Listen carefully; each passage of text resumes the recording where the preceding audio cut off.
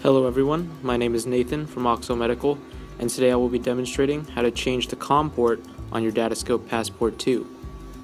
The information covered in this video can be found in section 2.9 and 3.1 of your user manual.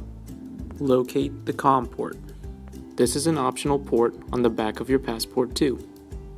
Remove the Comm Port by loosening the screw and gently separating it from its connector.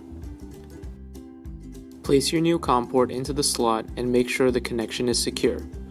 Then tighten the screw to secure your Comm Port. The next step is to program your serial ports.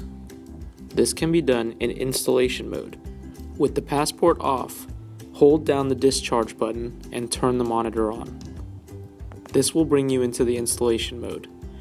Here you will be able to adjust the serial port settings for serial port 1 and serial port 2, or other various connections. Once you have adjusted the serial ports to your desired settings, click Save Settings and turn the monitor off. I hope you found this video informational.